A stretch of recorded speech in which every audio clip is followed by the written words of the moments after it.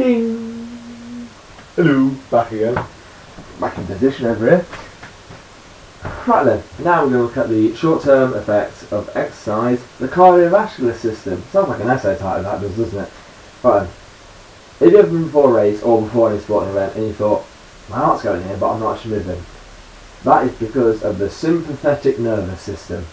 You're thinking, what the heck is the sympathetic nervous system? Well, the sympathetic nervous system is a nervous system that's basically responsible for getting your body ready for exercise. So, what it does, it raises your heart rate. Why does it raise your heart rate? Raise your heart rate to get the blood pumping out your body quicker and increase your breathing rate. So you're getting more oxygen to your muscle size. Why? You know why we need more oxygen to the I said explained about 5 minutes ago. Right then, what it does is it releases the sympathetic nervous system releases a chemical called adrenaline. This goes to the sinoatrial node in your heart and basically says start pumping quicker. So your heart thinks start pumping quicker, boom boom. So your heart rate starts to increase, blood starts pumping around your body and you think, yeah, I'm up for this, I'm up for this, I'm up for this. Right, so this effect, the effect of your heart rate increasing, your feeling pumped will be greater in a short-term event. So if you're doing a 100-metre sprint, your heart rate will start pounding quicker, the adrenaline will be increasing, you think, yeah, really up for this, really up for this, really up for this. But if you say like a marathon, you won't be increasing as much because there is longer time to fix a mistake. 10 seconds is not a long time to fix a mistake. If you get a bad start of those blocks, you're stuffed. However, in a marathon, if you say trip on the line, it's not really going to affect you in 2 hours, 20 minutes time, whatever.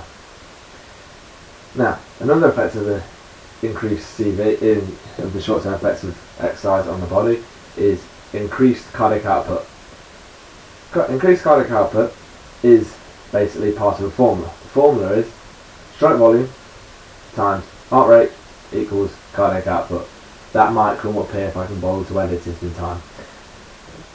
So, what is that? Well, stroke volume is the amount of blood pumped out the right ventricle every heartbeat. So, the adrenaline's kicked in and basically your heart is now pumping faster. And what it's doing is sending more blood out. So, instead of, let's say, being 60 milligrams of blood pumped out per heartbeat, I know it's not 60 milligrams, but instead of being 60 milligrams pumped out, you're now putting out 120 milligrams per heartbeat. Yeah? So your heart's really pumping. And obviously your heart rate is the amount of times your heart pumps per minute. So your cardiac output is your heart rate times by the amount of blood. So if you say, if your heart's say pumping at now 112 beats per minute, you're pumping out 60 milligrams of blood per minute.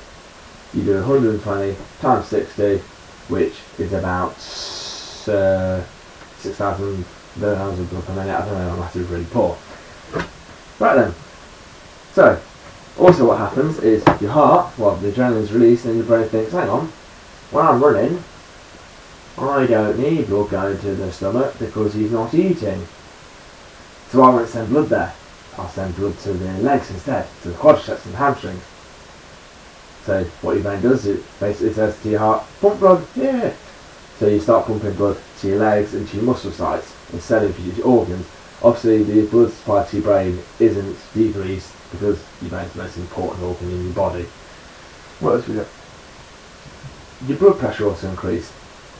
Have you ever had like a pain somewhere? A pain like, it's not like a muscle pain, but you know the kind of pain I mean if you've had it. That's through your blood pressure increasing. Your blood pressure increases because your, what's it called? Your systolic pressure is, well, your heart's pumping quicker.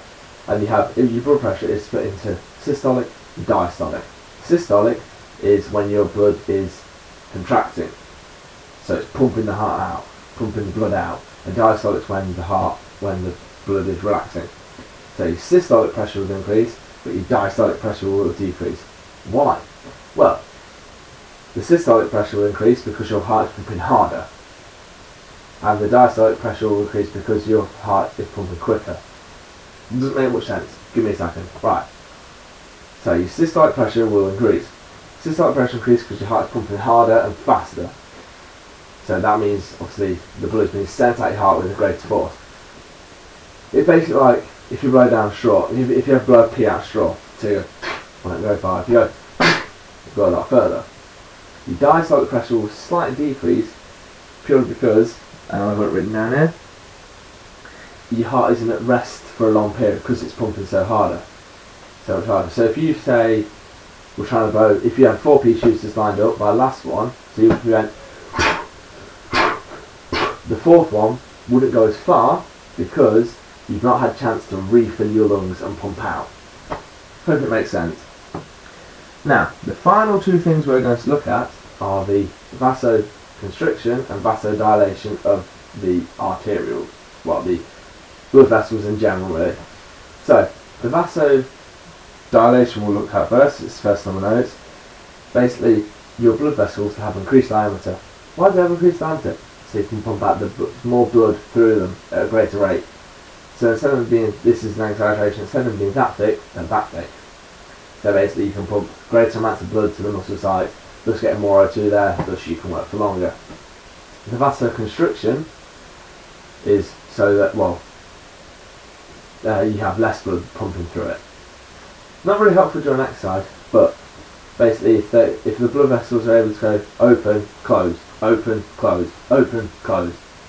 When they're on the close, they're storing the blood behind, and then when it opens, it all floods through.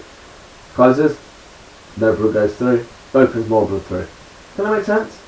I hope it does, because, well, no, that occurs, obviously, so more blood can get to the muscle site, and then you can work for longer, high intensity, and yeah, that's basically what I have to say on that part of, oh no, sorry, I've missed one out, I've missed respiratory effects. Now, during exercise, your breathing increases. Your breathing rate increases because your heart rate increases because adrenaline is released. When your heart rate increases, it sends a signal to the mandibular oblongata, which is somewhere in there. If I didn't hammer it up, and the skull and hair and skin, you'd be able to see it. So, when this gets the message that the heart will send a message saying, I need to put this CO2, or I need more oxygen, I need to get this CO2 out of me. Basically, a signal then is sent to your lungs, and your lung base, the muscles around your lungs contract and relax, and basically air is pumped out. During exercise, this is done a lot quicker, so a signal will be sent from the heart to the mandibular and fired out. This occurs obviously to get rid of the CO2 because more CO2 is being produced in the muscle site, so it needs to be out quicker, but also you need more oxygen in. You'll also notice that you take deeper breaths. This is to increase your tidal volume. So basically, so you can get more oxygen in per breath, thus more oxygen moving around the body. Which is why, if you ever go, you'll feel tired quicker, but if you go,